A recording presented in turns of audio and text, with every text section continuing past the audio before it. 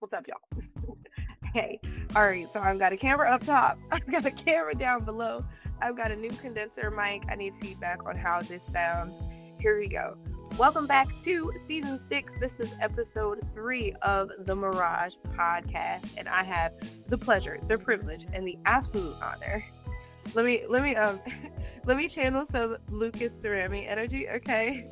To be interviewing the royal queen that is. You know her, you love her. You heard from her in season 1 of the Mirage Podcast, and she is also one of 3 when it comes to the best friend trio ever on the planet ever. I have the pleasure of introducing to you Allie Gee with Bay. How are you? Absolutely beautiful. I'm good. How are you? I'm good. I'm very good and very excited for this best friend convo. Of course, thank you from the bottom of my heart for always being so supportive, so understanding, for coming onto the show, and for seeing all of my little podcast dreams and making me feel like it's possible to achieve them. I really appreciate that. Yes, you help me see my dreams. I would like any chance I get. We're here. We love it. Much appreciated. We do love it. I am so excited. She said, you helped me see my dreams. Let's talk about these dreams today. Okay. So we are in the month of January and we are very intentionally discussing reinvention, bravery, and grace. So last week, everybody heard from Sarah, the other member of our best friend trio, the best friend trio ever on the planet. We spoke about Sarah's achieving of her doctorate, of course, in 2024, which, funny story, Allie, I cut this out of the episode. She was like, oh, by the way, I edited your notes. I got that degree in 2024, not 2025. I had written 2025. Allie, where did that time go? It's gone.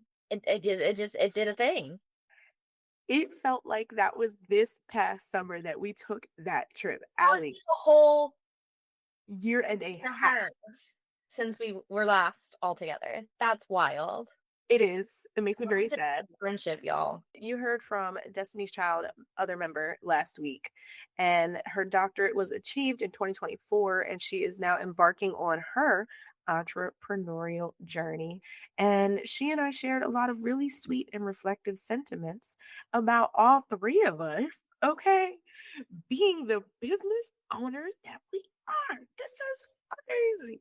This is crazy. It's beautiful. And I don't think we could have predicted a lot of this.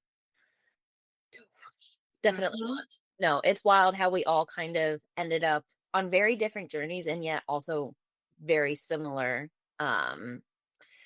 end goals in the sense of like, yeah, okay, we're all going to be business owners now. We're all going to be entrepreneurs. Like, what? Okay. We met as dance teachers. Great. Love it. Do you feel like there's anything that you can pinpoint that inspired that? I mean, we're 3 for 3 right now as far as our friendship, but there are also a lot of other folks around us, a lot of other friends and family that are embarking on that entrepreneurial journey as well. Is there something that comes to mind where like, what's inspired this bravery? It's a handful of things. I think for me in particular, and most likely for us, we have worked for a lot of people. We have seen businesses succeed and not succeed. We've seen those journeys, and throughout those experiences, I think we've been taking notes. We've been collecting the data because in the background, we have always been very strong, very smart, very ambitious people. And I think, yes, we have been working for other people, but we've all had dreams one way or another. Even before, we went on our separate paths, there was the, could we work together? Could we make this, a trio business? And which we still could, by the way. But oh, yes, we can. But, when you have such a strong, idea, it's really hard to get it out of your head. And so as you continue down your path, you collect more information. There's going to be a moment where you're like, I think I know how to do this. And when we're in a space where, to be honest, it's not like the job market's that great right now anyway. So if you are going to work, you might as well then see that dream through and work for yourself, because the jobs otherwise aren't necessarily that fulfilling. Mm. Um, and, also aren't necessarily that secure nowadays. Like, the world is crazy. We don't have to get into all that, but I just feel like if you're gonna take a chance, you might as well just take a chance on yourself and on your dreams. And I feel like we all kind of had a moment of realizing that, Mm. in the sense of, why work for someone else that is making me unhappy and I'm still not making that much more money than I could on my own? So I might as well take the chance. Mm. When you mentioned dreams, if you reach back to baby Allie, little Allie, inner child of Allie, Yeah. what were the dreams back then? Oh gosh. She just wanted dance. Dance, dance, dance. I literally couldn't think of anything else. Yeah. Um, I didn't necessarily like, I played all the sports growing up, but then I think by the age of 7 or 8, they were all phased out and it was just dance.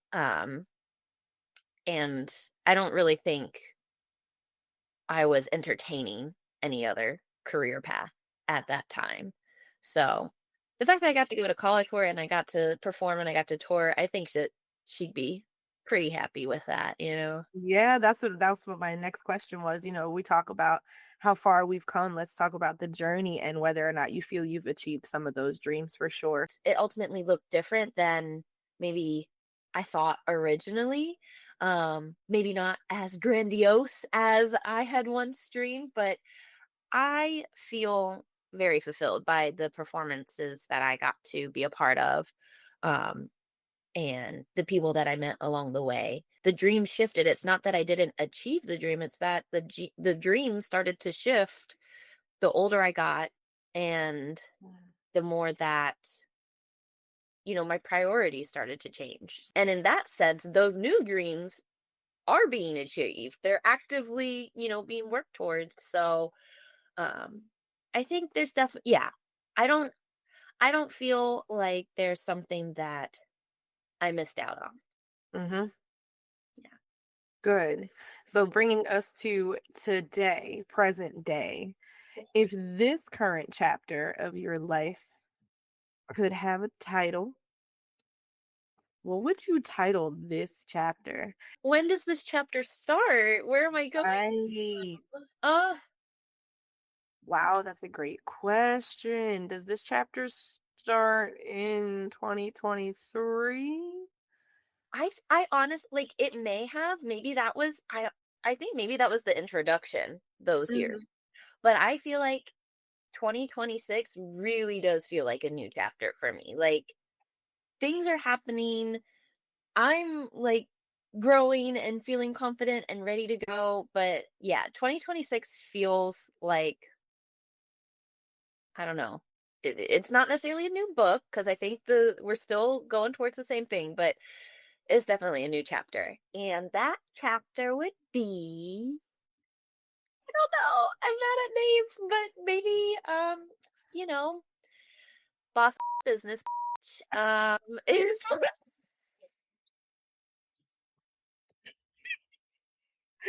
I love that. I was just about to say, as we continue through our conversation today, maybe that chapter title will come up. And then you said that. I'm so glad I didn't interrupt.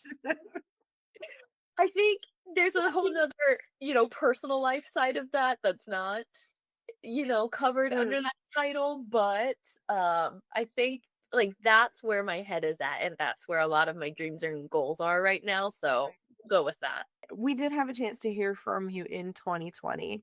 Tell me a little bit about the difference between Pandemic Allie, 2020 Allie, everything that was taking place as far as your dance career, as far as the artist Oasis, the difference between that Allie and today Allie. Um, a lot has happened. I transitioned to the first transition was to not teach at so many dance studios, to find kind of more centralized hub. And even with that, I've pared down even more. So teaching dance part-time. I no longer am running the Artist Oasis. I did close that. It got to a point of not really sure where to go and what to offer the community that was actually helpful during that time. I just didn't have enough resources to be able to make that happen. Um, but that really felt like the right decision because it was a weight off my shoulders once I finally made that decision. Then I had to figure out where I was going to go from there. you know, if I'm only teaching dance part time, I still have to, make more money otherwise. With the help of my friends and family and support system, mainly my spouse June, I was able to find my way into event planning. And I think that's where that transition of having Artist Oasis was really important because I don't think I would have found my love for events and planning and that type of thing. But I decided to do an online certificate for event planning, which I did, completed that. I started interning and assisting with other event planners. I guess through that journey, I started OMG events, but that was still very part time because juggling all the things. But this year is the first year that for events, I'm just working for myself, just through OMG events. I do still teach dance part time, which I still love. What's the first thing that comes to mind? The first event that you planned that did ignite that fire in you, where you walked away from it like, whoa, that was great. I can do this. Mm, It's okay if the answer is your wedding. I mean, kind of. Yeah. That's where I think, you know, the things started to make sense. And I didn't have the tools that I do now at that time, but I did love the planning of it all. It's different when it's your own wedding because I did have many more like 5 a.m. wake ups of, oh my God, did I remember this? Because I didn't have a planner. So it was all in my brain. I don't have that experience for other people's wedding, thankfully, because I have a system. I have it all planned out. Doing my own wedding was really fun to see it all come together and to enjoy and relax. I mean, I still couldn't have done that without all of our friends to support and set up. And, we definitely leaned on our people at that time to make the dream happen. But now to be that support for other people is really nice. So when it comes to these threads, right, that are woven into your experiences, we have dance and education kind of from the start, right? And then we have community and entrepreneurship that we like work ourselves into. That community piece seems to land in the middle and be woven into all of those concepts, right? When you hear all four of those, dance and education, community and entrepreneurship, what are the key pieces of Allie? What are those core characteristics that you pulled directly from those four things? What is in you because of dance? What is in you because of being an educator? What is in you because of your community and the way you're connected to it? And then what is in you because you've decided to become a boss business? We're just gonna I don't think I can self-title myself that, but I did, and I did it. It's okay. But what's cracking me up is I think I am gonna. I haven't decided if I want to bleep it or not because like that's just a big umbrella decision, right? Like, Yeah. but if we bleeped it every time we said it, that would be Boss, business.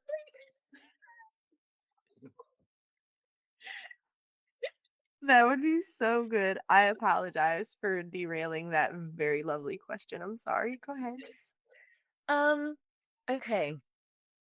I think through dance, I that is at the end of the day still an art form. That's an artistry. It's an expression. And I think no matter what path I go down, that will always be a part of me, finding a way to express, if not my thoughts and feelings, then, the client's thoughts and feelings and bringing that to life. Um, with community, there's support, there is communication, there is knowing that you're not in it alone. Um with education, I found a lot of patience. Um I think that translates no matter where you go. That's always going to be helpful. And also, again, education helped with finding a clear communication um, path, because if you have it all up in here, but you can't express it out and help someone else to understand, then it's not going to translate. Mm-hmm. Um, and entrepreneurial. Hmm. I feel like through that there's a drive, and there is like a continual desire to move forward, to not give up, to keep pushing. Whether that was with my dance career and, grinding it out and finding a way to make it happen, or teaching dance and working 6 days a week, all evenings, and, trying to just keep pushing and keep getting to the place that felt, we made it, we did it. Um, into switching dreams, and now, okay, here's my new goal. And we're going to keep going until we get there. And I feel like you can't be an entrepreneur without having that drive and that feeling pushing you forward. Mm-hmm. When you say, and we're going to keep going until we get there, how's it feel to get to some of these recent places that you've arrived at in terms of being named one of the top 10 wedding planners of Philadelphia by Peerspace? Mm, Uh, yeah, that feels really great. Definitely a confidence boost for sure. It was a big surprise, and that just tells me that I'm doing something right. And I am reaching people. I'm getting my name out there somehow. Definitely the confidence to keep pushing in this direction. Um, yeah. But along the way, the little goals and such are 100% worth celebrating. And that has been really fun. And having you and Sarah as friends that will help, celebrate that along the way, has been, of course, really special. And I have other amazing friends and support system. And everybody has been really, really, truly, uh, you know, it's hard as an adult to accept all of that, like, attention and love and care, but my people make it easy, and it feels really nice, and I am very thankful. So on last week's episode, there was something unplanned that happened that Sarah and I think, just really enjoyed, and I could tell that she appreciated, right? After we spoke about momentum, physical therapy, and performance, Yeah. one of my final questions of the show was, all right, let's do this. Tell me the mission. Tell me right now what, like, let's speak it as if it already is. Mhm. What's happening? What are you accomplishing? What do your ideal employees, who are they? Who are you hiring? And what are we putting out there that Momentum has achieved? And she was like, whoa. And I think just to be able to A, speak that out loud, and then B, be encouraged to start thinking that way, right? So I want to do something similar here with you, being acknowledged in the way that you have by Peerspace and by many other organizations, by all of the vendors that have given you those 5+ star reviews, right? Tell me what you know those people are seeing in you. Tell me what you know you are bringing to the table and doing in your business that has made it so that these folks are like, yeah, you need to book Allie. You need to book OMG events. Mm, that's a great question, Ava. Thanks, girl. Um, I think these people are seeing, um,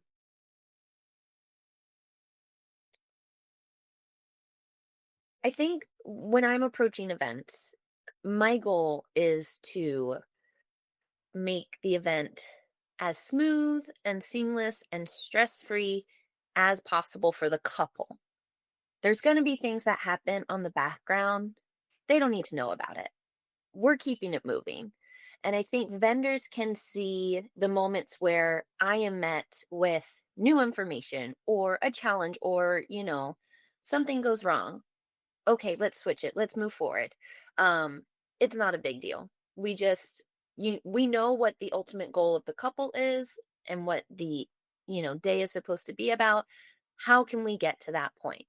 So vendors are seeing me navigate that in what I think is a calm way.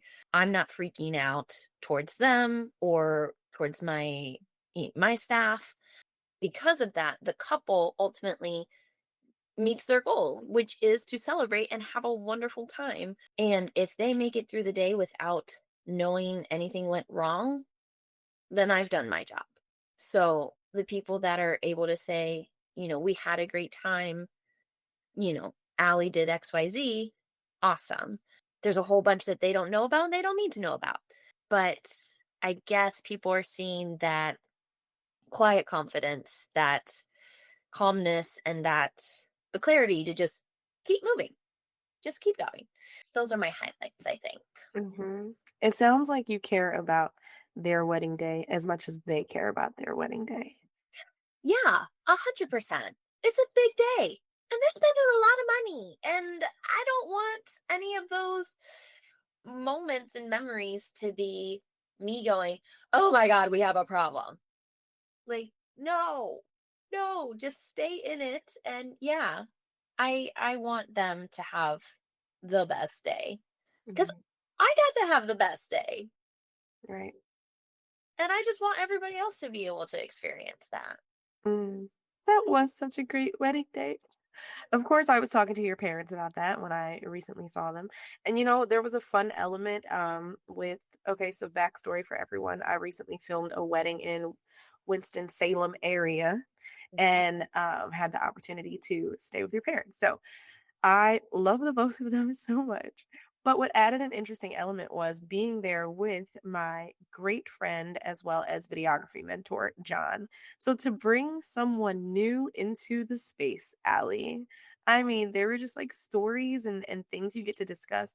For me, it was wait, I need to connect these dots because John does not know who Allie is. Allie is not here for Yeah. John to know who Allie is. And I'm like, wait, let me tell you why I love these people so much. Like you haven't met my best friend yet, right?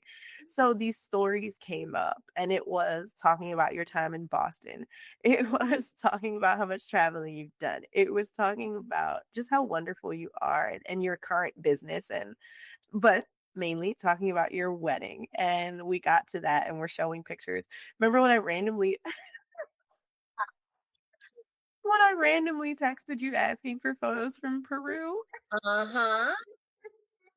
I had a Because feeling. we were all talking about hiking because John loves to hike. And I was like, guess what Allie did? You should go to Peru. Dude, seriously. Yeah, yeah. John was very impressed and inspired, it seemed. Great Like, job. You did that literally. that was the hardest thing I think I may have ever done. No, seriously. What was it, 6 days? Uh, 5 days, 40 miles, 5 days in the mountains of Peru. So tons of elevation and stuff. It was a struggle. It was not an easy thing to do. I did not prepare appropriately. With the level of compassion and care that you put into what you're doing, I'd like to dig a little deeper. Are there childhood experiences? Are there family experiences? Or are there just memories that come to mind for you for having always been this caring and compassionate person that is, just taking care of others and making sure that everybody around you is good? Or what comes up when you hear that? Um, well, the first thing that came up when thinking about childhood and events and such, I definitely was the organizer of the kids in the sense of, all right, we're going to put on a talent show. Here, let me get the handwritten certificates for best of XYZ. In my parents' basement, we definitely like put on some talent shows. Like I would always help with the dinner, that we had. And if we had friends over, then okay, let's set the table. Let's do this. Let's make it an event. Let's make it a thing. Um, but I think as far as like care and compassion throughout childhood, I think my parents uh always instilled that within me. So I'm not sure if I can necessarily pinpoint it, but I do know that those are key values that they Mm. try to drive home for me. Like if I was like upset at something that happened or upset at someone, be like, I hate this. And my dad would be like, hate's a very strong word. Are you sure you hate them? Or is it something else? Like what actually happened? Well, how did we get here? Um, Mm. and I think just even having that in the back of my mind of, okay, it might not even be this person. It might be the situation. It might be something else that led us to get here, but not not letting that take over. Not hate. Yeah. That is a great segue for a few of the questions I have coming up next. Yay. The way that you are authentically showing up in this life and in your career. Sadly, there are some people that are out there spewing hate. They gotta go. They absolutely have to go. Hmm. Tell me about running a business that is so aligned with who you are and what you believe, despite how folks are out there kicking that hatred energy. Yeah. As you know, but for context, I came out later in life as queer and my spouse is non-binary. We found these things out about ourselves later in life. Thankfully, we had a partnership that allowed space for that. That's new to us and to people in our lives. Maybe not new at this point, it's 2026 now, but um, in the scheme of things.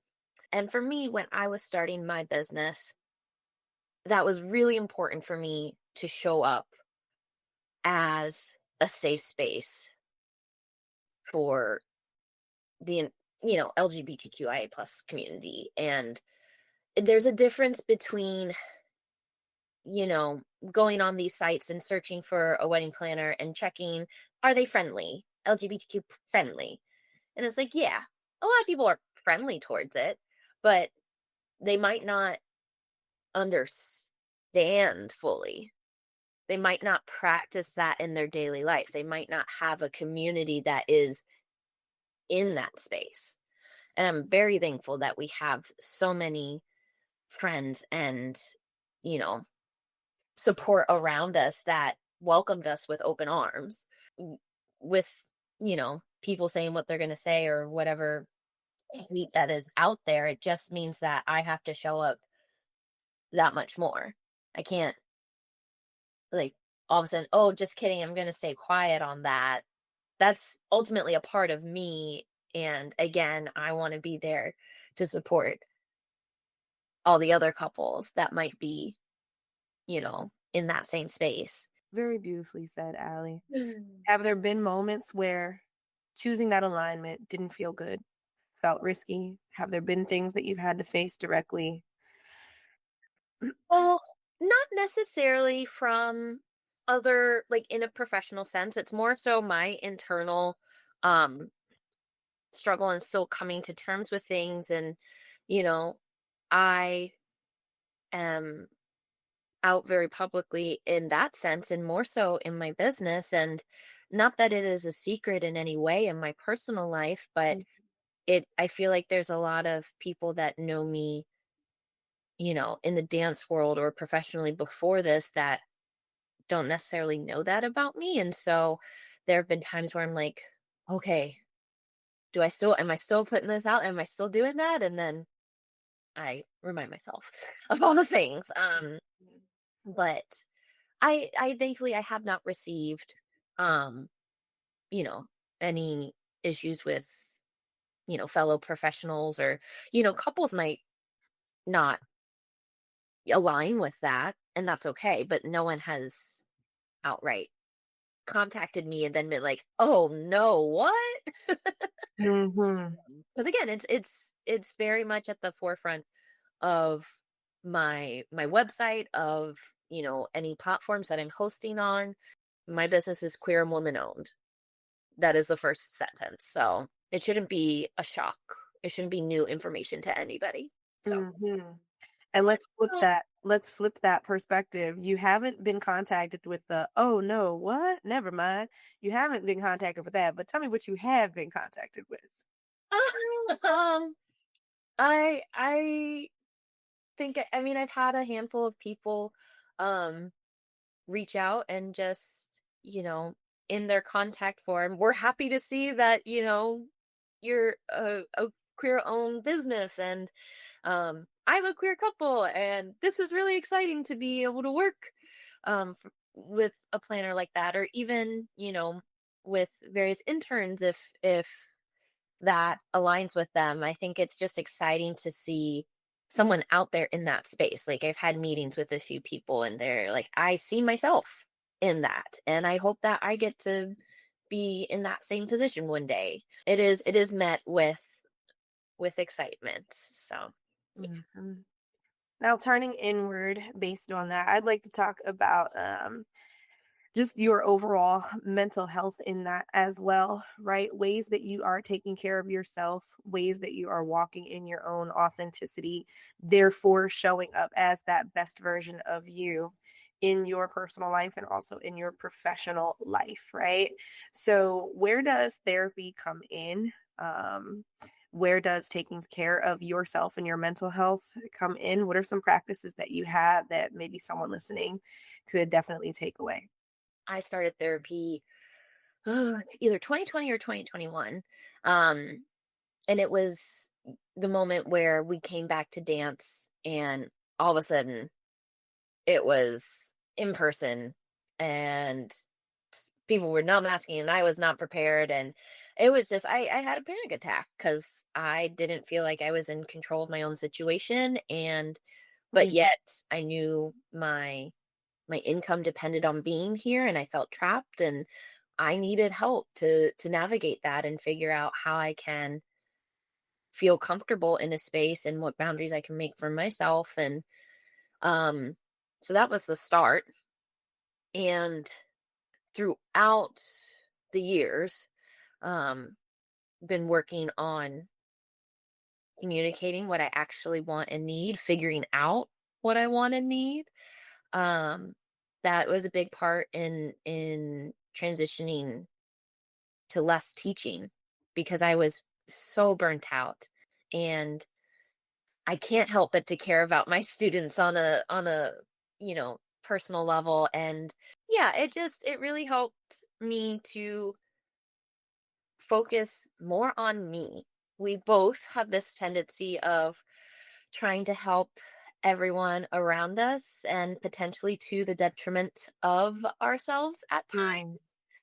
Mm, And figuring out that by prioritizing myself, that actually means I can show up better for others. Um, but I have to know my limits. I have to know when I need to pull in, and take time for myself in that way. Um, but it's tough to say no to things. And therapy has definitely helped me with that and getting better at that. Still need work, but we all do. oh, Mhm. yeah, but I without therapy, I don't think I would be able to be where I am at now. Um, so very pro therapy. That's a great point. What are like key if you had to just bullet point list concisely, like you wouldn't be where you are now without therapy because you took away this, and this. What are those things? Mm. What I want and what makes me happy, what my end goals are, and hmm, hmm, hmm, hmm, hmm. Yeah, just putting myself first, Mhm. because Mhm. it sounds selfish in, like, just out of context, but it really is. It is necessary, especially when it doesn't come naturally. Um, yeah. That's a great point.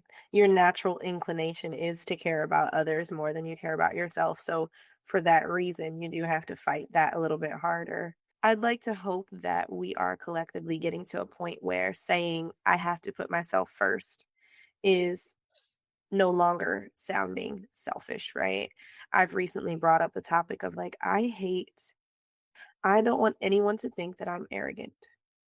Mm, So I pivot that and I dive into this extreme humility, and even that in itself is also not healthy. And how am I supposed to get anywhere in life if I can't acknowledge who I am or what I do or what I'm accomplishing or trying to accomplish? Those are ways that I need to start putting myself first. That does not make me selfish or arrogant. It just grounds me to my own life. So it's like when we're putting those tentacles out, those feelers out and giving every one of our octopus arms. I don't know why that was the analogy just now, but guess what? We're gonna make it work. If we had 8 octopus arms, we are over here stretching all 8 of them out for 8 other people. When do we stop and give ourselves a hug, Allie? When do it worked in my head, okay? okay.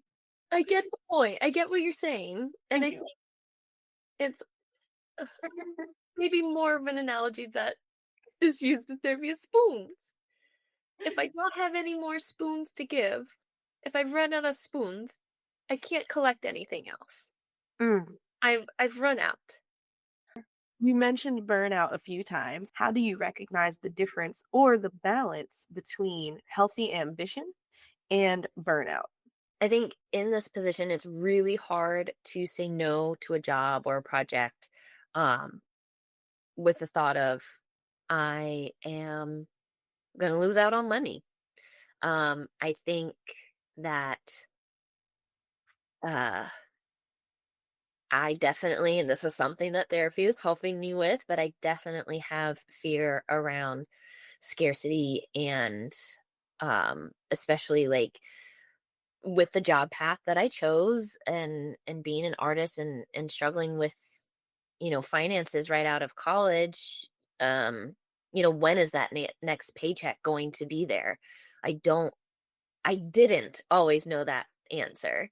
um and so now it's like I for so long I was saying yes, yes, yes to everything because I didn't know when the next one would come. But then there's a moment of realizing I can't say yes to everything. And I still am being asked for all these things. So it's going to keep coming. I just now need to say no to something so that I can start to find that balance between, yeah, the ambition and the burnout, and also my personal life. I am a human as well that, requires rest and socializing and fun and relaxation. All of those things are going to actually help build me up to be able to do XYZ better. And that was a really hard realization. And for me, to be honest, I need a clear visual to my calendar. Um, and I need it right in my face so that I can see, okay, you've worked this day, this day, this day. When's your next day off? Okay, yeah, you can't say yes to that project. You need to take that day off. Because there would be times where I'd be working, you know, 2+ weeks straight in a row, no days off. Especially with the difference between, the events and the dance teaching. They kind of like fill in the space where the other isn't. So it is very easy for me to just continue and do things. Um, but I'm learning. I'm getting there. Mhm. And it's knowing my value as well. So if someone is undervaluing me and my skills and my knowledge, then I have to say no to that project because then it takes away from an opportunity where someone does value me. So, I don't know about y'all. I needed to hear that. Just ooh, child. Okay. Yeah. One of my friends, and you know this person, Justice. He very much is. I look up to him and his business savvy and his artistry and what he does. But there was one time he said, I could be doing, 10 projects for this price, or I could do 5 projects for this price. And the people will come, and it'll feel like less and it'll feel scary because it's only half the amount of work, but you're making the same amount of money because that's actually where you should be valuing yourself. And if those people don't see it, then it takes away a moment from one of these people. So that was a major realization for me. Wow. Shout out to Justice Henry Photos. That was so good. One of our biggest inspirations, both of us, for many reasons. Yeah. Yes. We want to be surrounded and acknowledged by the folks who get us, who appreciate us, who understand us, Yeah. who motivate us. And yet that one just hit really hard. This just, whenever I'm telling you the moments of, oh, you need to raise your prices. Oh, why are you taking that job? It's really just, it's coming from the people that have informed me, and now I get to inform you. And it's easier said than done. It is. It truly is. Easier said than done, but also I think we don't realize how much time it takes to make certain types of transitions as well. These are not overnight things that can be accomplished. There might be a little bit of an ebb and flow and a gradual change that needs to take place. And I think we get caught up wanting that change right now. So working on patience, like you mentioned earlier, is very necessary. Question: how do you know when you are burnt out? What happens? Oh, okay. For me, signs that I am learning about myself. Mm-hmm. One, I get dead tired. I am the person that needs like 8 to 10 hours of sleep a night. And if that is not happening, then that's an issue. Um, Even when I'm getting those hours and then I still wake up feeling tired or dreading the next day, that's an issue. I start to get snippy. I do. I get a little short and that patience starts to go farther and farther down. So those moments where I start to feel those reactions versus processing, that's a sign for me. Um and I feel like those are the main ones. I think the other thing is that I am most of the time a pretty social person. And when I start to not be interested in that, that tells me I Mm. I've been I'm burnt out, because if I don't have the energies for that, it means I need to give more to myself. That's very like reflective. Yeah, as far as like that you're for the most part extroverted. Yeah. If you want anything to do with other people, that means you've already had too much to do with other people. Yep. We are working our way to a close, and we've talked about how I'm reinventing this podcast along with reinventing myself, reinventing my business. There's just a lot of rebirth and reform taking place.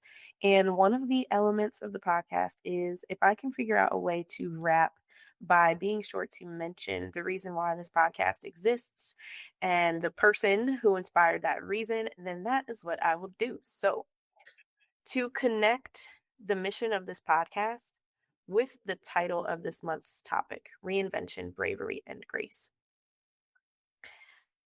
Who are the people in your life that you have seen reinvent themselves or be brave or give themselves grace that have directly inspired the moves that you are currently making?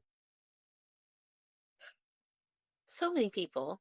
But I will start with my spouse, June. Mhm. Um, they have been on a rebirth, reinvention, personal and career focused journey for the past 6 years.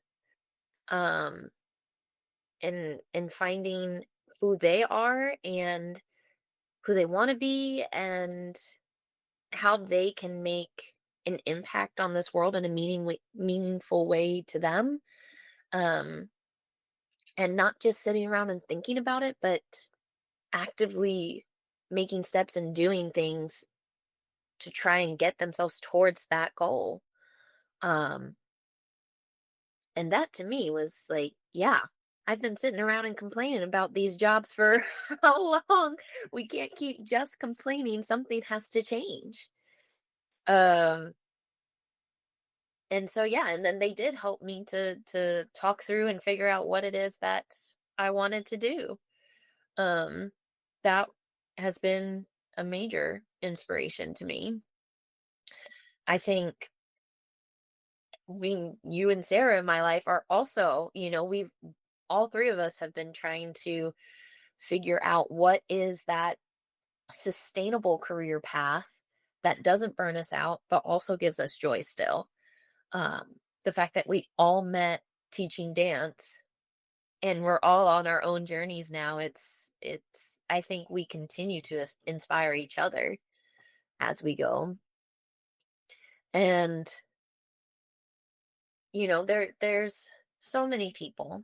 I mean, I've been saying it this whole time, but I am really truly lucky to have all the people in my life supporting me. Um and yeah, I don't know. Nate, Rhiannon, they're also out there doing their dreams and figuring themselves out. Um and definitely meeting themselves with a lot of grace. Um it's who I think it's who you surround yourself with and who in those times you can look at and be like, "Oh, right," and reflect that back on yourself. What grace are you giving yourself lately or right now? Um that things will come, things will happen. Trust in the process. It doesn't, like you said, it doesn't happen overnight. These things take time, and to give myself grace in those moments of not feeling like I'm doing enough, not feeling like it's happening fast enough. Um, I haven't reached the goal yet. It's January. I It's January. January, and also in my personal life of we're always navigating new dynamics, and to give myself grace from not having all the answers, not having it all figured out. No one does, and I need to remind myself of that. Because there's a lot of internal pressure to have it all figured out, to be perfect. Um, and and therapy has helped me to realize that I don't have to put that pressure on myself. You have been a source of inspiration. I know that there are so many folks that will listen to this conversation and agree. Thank you for sharing as much as you did. Thank you for your authentic. Just thank you for being you. So this is now the second episode where we've highlighted just the concept of the entrepreneurial journey and also just staying true to yourself, continuing to believe in yourself even when things don't feel quite right, believing in yourself even when you're faced with adverse responses of others and the people around you, believing in yourself when you're being impatient and you want everything to happen overnight, but it's not going to happen for a little while, and that's okay. Thank you for speaking on all of that. I am extremely proud of you. You already know I'm inspired by you. There's that. But extremely proud of you and proud of the way that you continue to show up. Let me keep it real with the people real quick. So, I own and operate Mirage Media and Video, and it is a privilege to manage the media for OMG events. And let me tell you, my heart skips a beat every time you initiate something regarding you being on camera. And it's just really cool for me to see from the outside looking in the differences. We have to allow people to evolve, right? We can't have our view or our perspective of a person and then lock that in so much so that this person does not evolve or change from our perspective, right? So imagine like if I were to have seen you as, okay, Allie hates doing media. Allie hates getting on the camera. Allie does not like getting on the camera. Allie does not want to post things about her life. If Allie had her way, she'd be able to just be extremely successful without having to put herself on camera, et cetera, right? I can't lock into that perception. Yeah. You have made it so that, like, this is what I'm trying to say. In the way that you have given yourself grace and also given yourself space to grow, I am now unable to keep you in that box. That box is open. You have jumped out, and that is because you've pushed yourself into becoming a better and better version of yourself. Some days you become that better version by 1 degree. Some days you become that better version by 25 degrees. If you're flying from LA, I'm about to get these numbers wrong, but I will still drive this point home. Yes. If you're flying from LA and you want to go straight east, right, to come over to New York, New Jersey, to come over down to South Carolina. If you're flying straight east and you change your turn by 1 single degree, you will end up in New York. If you're flying straight east and you change your turn south by 1 single degree, you will end up in Georgia. And like that, just that imagery, that visual, that understanding, putting those numbers to it. Again, I got that wrong. Don't even, to the pilots, to the mathematicians, I don't want to hear it. I don't want to hear it. Allie knows what I mean, and that's all that matters. Okay. 1 degree. That's it. And I watched you 1 degree at a time say, okay, we can have a content day. 1 degree at a time say, okay, you can take a few headshots today. Or, okay, I did some research on content. Here are some things I'd like to do. 1 degree at a time. Okay, let's get some better quality microphones, right? And right now we're just using the example of you advancing and showing up more in your career and in the way that your business appears online. But I've seen you do it in many, many other areas of your life in terms of how you've over time become just an even more incredible woman and more incredible friend to all of us. And we cherish your friendship, a more incredible spouse. You keep showing up and you go for that degree day by day. So for that reason, we're so inspired and we appreciate you. I know we're trying to wrap it up, but can I speak on that for a quick moment? Yeah, what you got? What you got? I feel like growing up with dance and going into dance as a profession, it needed to be perfect. Mm-mm. Even though perfection we know is unattainable, it is subjective, it is forever changing. It needed to be perfect. And I feel like, especially in the beginning and at that time, like I felt like I was doing pretty great. And you can see that reflected in the amount that I was on camera. I was doing so much dance photography and modeling and was really proud of all of that. And still am, does not take away from that. But it got me where? It didn't do anything for my career. And I was still hearing that this is not enough. This is too much. You don't quite fit, blah, blah, blah, whatever that is.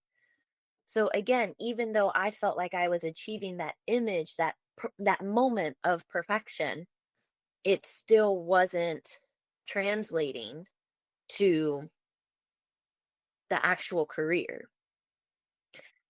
And in the transition away from dance and into starting my own business, I think there's a lot of fear in showing up, especially on social media, without having met that perfect version yet. But then reminding myself that perfect version doesn't exist. And at the end of the day, doesn't matter, because that's not the thing that got me the jobs that I am so proud of. They're beautiful moments in time, but they didn't actually help move me forward. So, and again, a big fear with starting this business has been, it's not perfect yet. It's not good yet. It's not what I want it to be. I know I want it to be so much more, and I don't want to put it out there yet. But if you don't put anything out, then you won't get anything back. And so I am trying to come back to being visible, to being to accepting this new journey in my life and this new version of myself. And it is perfect in its own way, because it is happening and it is now. Yeah, that's all I wanted to say. Reminding myself, reminding others. That was so poetic. That was very motivating. You said something that inadvertently connects to our point that Justice made earlier. If you don't put anything out, you won't get anything back. If you don't put the authenticity out, then you won't get that authenticity back that aligns with who it is you are and what you want to be doing. So that is why, like, as Justice said, like, I'd rather be working with 5 people that are for me than 10 people that are not for me. I'm very proud of us. Me too. We've come a long way. I mean, if we wanted to do a whole separate episode on dance culture, competitive dance culture, mental health within the competitive I'm gonna need a different beverage. Right. So just when I stop to say, like, I am proud of us, we have been through some things, and that is subjective. But for us and our particular paths and journeys, we are working on coming out on top, and it's going very well right now. And it is going very well because of the bravery that we have had to reform and reinvent, the grace that we have given ourselves, and the community that we are connected to. Is there anything you want to let the people know before we go? If you're in Philly or surrounding areas, or honestly anywhere in the world, and you want me to help you out, please reach out to Angie Events, and I can help your day be so special. Outside of that, continue to love, continue to connect, continue to reach out to your loved ones. We need our community more than ever. And, although we might feel like we want to turn inwards, I think it is very important to keep that connection. That's going to keep us moving. So, yeah. Awesome. Thank you so much, Allie. Thank you, Ava. You're the best. And that is a wrap. Just needed to just like take a break, but then like strength training. So, Okay. but yeah, we're good. And I just call out when I need to, because I'm not a machine. Broadway's a machine, but not me, girl. Exactly. So let's talk about it. I have the pleasure and the privilege of chatting with you, Nathaniel Hunt. Yes. You are just a bright, shining light, and you have been since we met. We met because of Allie and your thriving and beautiful friendship with her. And the reason I wanted to bring you on today is because you two have known each other for so long. And I know that you are the bestie of all besties. And it's just been an honor to witness y'all's friendship from the outside looking in, and as one of her newer close friends, just understanding how tight y'all are, but also what you two have experienced together. The way that you grew up together, the way that you've danced together, the companies that you've been in, and just how you've supported one another through all of that. So if you don't mind, let me give you some insight on what she and I spoke about yesterday. Great. And the reason you were on this surprise call is because, like, she's fantastic and I couldn't just do it all on my own, you know? I know that's right, sister. One person that's not enough to speak on what she has accomplished and just how incredible she is. So, this is a little bit of surprise. I love stuff like this. Okay. So, yesterday, the theme of our podcast for this month is reinvention, bravery, and grace. Tell me a little bit about your experience, your connection with her, and how this friendship has also kind of gotten you through some things as well. Um, I mean, it's one of these things with Allie, the word that keeps coming up, and I was thinking about this, reflecting this, coming on here, surprise, is care, is Allie's deep care. I met Allie when I was 15 years old, many moons ago. And from the moment I met her, there's this quiet fierceness about her. She is someone who will move through the world with so much strength that doesn't need to be acknowledged. And that was something that drew me to her almost instantly, because when watching her dance, it's everywhere. It's in every facet of her expression. And I was very fortunate to be 15 years old and watching this beautiful, long-legged Amazon with gorgeous feet bless this stage at 14. And what you can tell from at 14 to where we are now in our 30s is the amount of care that Allie puts into almost everything she does. And it translates into every relationship that she has. And, dance is really challenging. I think it's really challenging for white women especially. And Allie wanted to do contemporary ballet in New York City. And for someone of her physicality, her height, her curves, excuse my language, it was damn near impossible, because she wanted something that was unique to her. And so her resilience was something that really should have been admired, because, New York is a dog eat dog world. And, having graduated from Boston Conservatory and then to move her life to New York to really start over with this degree and then this incredible experience. And just to give you some tidbits, y'all, Allie was winning things. She sure was. Like winning things. And I mean, she was dancing at a maturity level that was unseen by her from her contemporaries. And so she was winning these things left and right. She would win these trophies that were taller than both of us, crowns that were 3 feet tall. Her photos was in a restaurant in Atlantic City. So I want you to know that Allie does not play, right? Knowing her work, right? But I think one of the most beautiful things is that she wasn't one that did it for the show. She was not one who was trying to do it for the praise or the title. It was something that was an expression of who she was. And you could tell from the amount of care, right? I'm going to keep talking about that word a lot, care. Yeah. Selfishly, I came out when I was 16. So Allie was right there next to me. She really saw this stepping into a sense of self, stepping into an identity that feels a lot more closer to who I am now. I say I'm genderqueer, pronouns are all of the above, just don't be an asshole. Nice. And Allie was right there with me, co-signing my bullshit, right?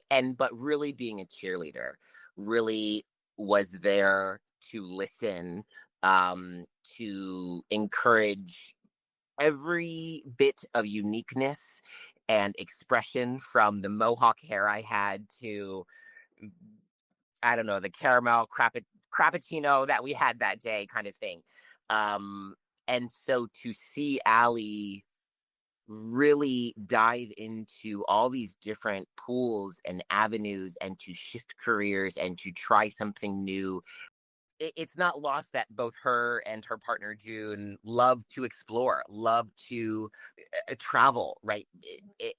There is Allie is no stranger to trying something new, which I think is really challenging. That says something about our self-worth. That no matter where I go, there's always this place called home, which is of myself. And then her resilience to start over, her resilience to keep going, her resilience to start something new in a field that may not be something that she envisioned. And so to see that over now decades of being friends, and being besties is something to be admired because it's in the care. I literally was just on a FaceTime with her earlier this week, and it's, we talk about everything from the macro of what's going on in our country to the micro of heated rivalries, right? And everything in between.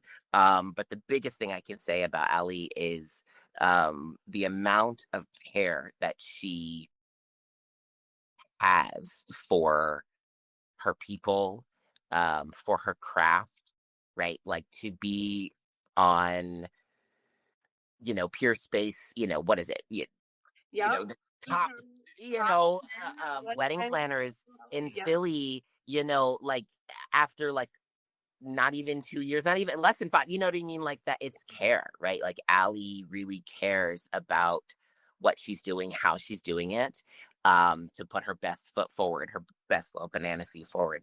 And that's a dance reference. If you don't know what that is, look it up because she's still got the hooks. The care. It's really that care for me. You made an outstanding point that I hadn't thought about, right? And it inspired a tangent as well. So, in the way that Allie loves to travel and June loves to travel, you made the point that, like, look at that confidence that comes from knowing that you can always come back to a home, Yeah. whether you're home or within yourself. Right. And if we flip just that concept upside down, how about the confidence to go out into so many different spaces and show up as yourself in those spaces? And like, let's call it what it is. Well, Allie is a white queer woman. You know what I'm saying? So like the history of what we see as white people or white women, right? Like colonizing or taking a culture and calling it like, yes, queen, right? Yeah, and like just mutilating it, right? Yeah. But I think that's something that's the care, right? That we talk about, that it's like, yes, like being able to have Allie's own individual experience as this human being, but also knowing what she looks like in these spaces, right? Like going to these different countries and giving back in a way that's honoring versus taking away or taking from for a selfish need or a selfish gain. So just to like put that out there, right? That like she's a safe space, y'all. We can invite her to the cookout, y'all. we can invite her to the cookout. You're invited. I'm so glad you brought that up, though. That is next level compassion right there that we can afford to have from many, many other people. My role in this space is we love you as you are, Allie. I promise you can be more transparent online, and it is going to resonate with folks. And she spoke on it without me even really having to say much. She was like, I was reflecting on this, and dance did this to me in a couple different ways. Yeah. And in the way that I felt like I had to show up as perfect. And she said, I was so fixated on that. And she was like, and now I look back and I'm like, where did that fixation get me? Right. What did it do for the career? It wasn't looking perfect that got her to the places that she did eventually arrive to. So with your experience in the dance world, as well as alongside Allie in the dance world, speak a little bit on perfectionism for me. No, that's so real. And to be literally next to Allie while we were going through the many phases of our relationship to dance, right? And I think like we don't really talk about that, is that your relationship to dance also shifts and evolves as you get older. Your body shifts, and like you're not in your 20 something body anymore, you're not in your 15, 16-year-old body anymore, like we're in our 30 something body. The perfectionism, I think, hit us both in different ways. And I had, let's say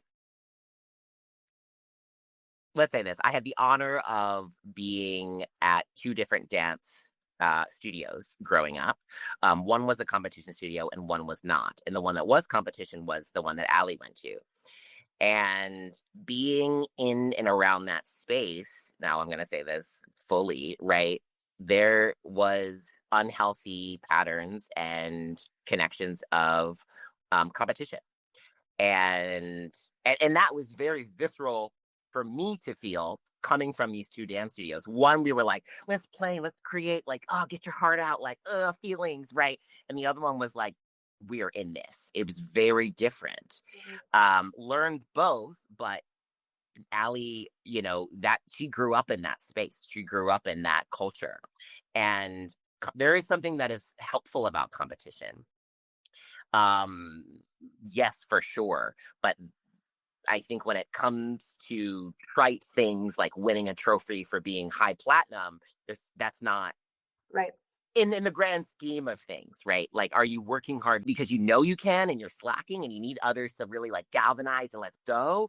Or are you doing it because you want to beat them, because you want to have this thing, you want to have this trophy? And so I can see, and I did see this discourse with Allie between like, I am good and I am winning, and I almost have to have this competitive thing to feel a part of this community, right? But what happens is this perfectionism seeps in when it's not cultivated in a healthy way.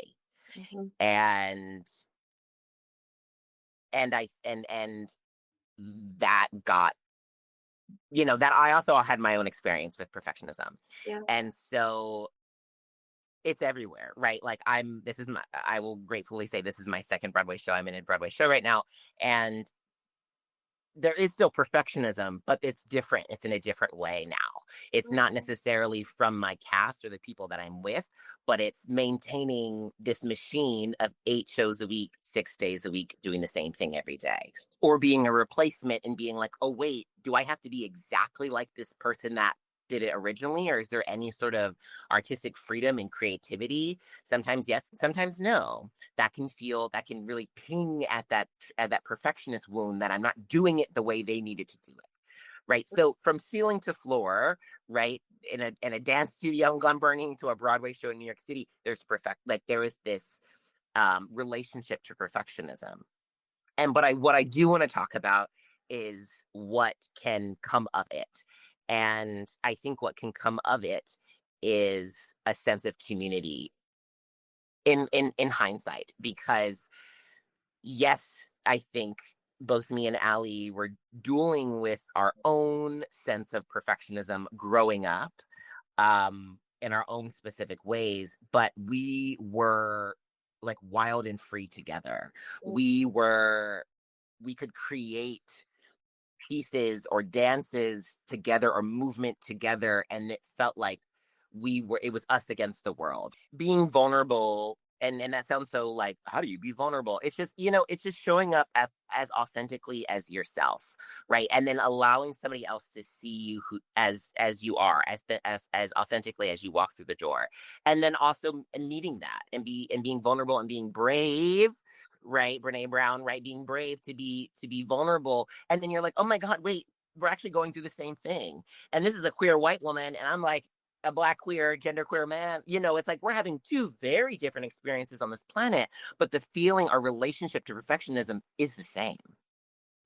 And if anything, within these 30 minutes of us creating this duet together, we can put that down. Or we can bring it in and talk about it. But at the end of the day, we get closer, and we have gotten closer. So, I say all that to say, all those watching or listening, don't run away from your relationship from perfectionism. Stare it right in the face and get comfortable with it. Know what it is, because it's not you. It's something else. And then once you get accustomed to who it is, it's not a stranger anymore. Then you can talk about it. Because guess what? It's going to come with you until you don't need it anymore. But then you can invite it into conversations, into creation. And that's our job as artists right now. Everyone listening, please create anything and everything, Yes. Right? But we can bring it in, right? And I think that's the difference between artists and I think everyone's an artist. mind you. I think everyone's an artist. PSA, I think everyone is. I think we just have to tap into that, right? I think our job, right, is that we can bring our crap. We can bring our baggage through the door. We're the one job, lifestyle, expression. We can bring it. Yeah. Because I think it's like, what can happen after that? The bridges that we can make, the sense of self-discovery we can make. And if anything, we feel a little bit less alone. I'm really on the verge of tears. Bear with me. No, that's okay. And it's like, it's, I'll lead with this, right? It's like, this is where you're going to have to like put the link because I'm not 100% sure what it is. But there is a quote. There was an interview with America Ferrera, as she is responding to, the Barbie movie. Yeah. And one of the questions that this person asked is like, how do you deal with imposter syndrome? And this was one of the first times I ever was able to look at this a different way. And America says, we always think about imposter syndrome of like, am I supposed to be here? Am I allowed to be here? Like, ooh, all these things. She was like, I invite us to flip it, rotate it, and think about it in a different way. Instead of me thinking, am I allowed to be here? Do I have X, Y, and Z to be here? Why don't I think about, well, what are the things or the variables that are making me think that? Mm-hmm. Is it the actual experience, environment? Look at the environment that I'm in, and let's talk about the environment. Because most of this environment that I'm in, let's talk about just America, right? Okay. Built for, especially, from on the backs of Blacks, the genocide of, indigenous folks, right?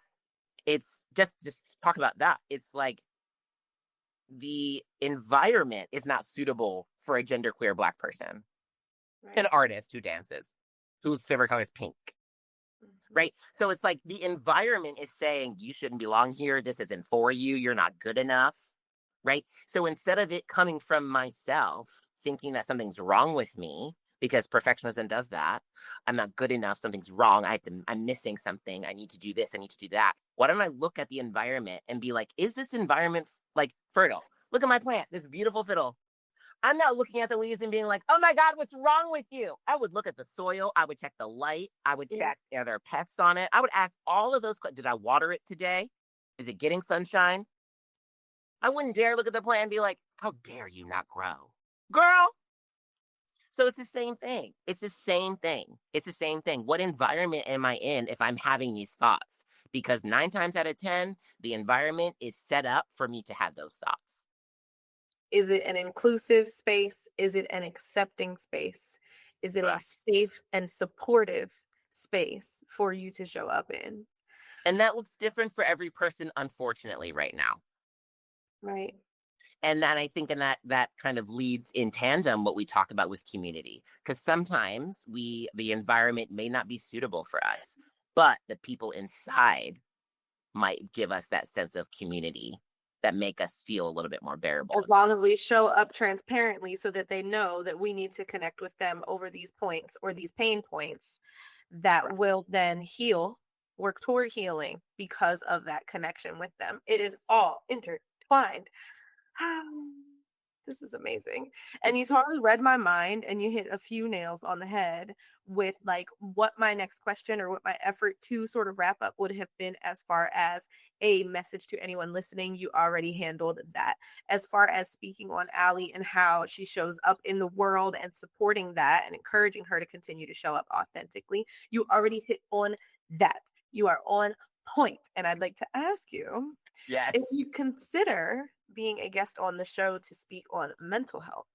Absolutely. Let's do it. Let's talk about it.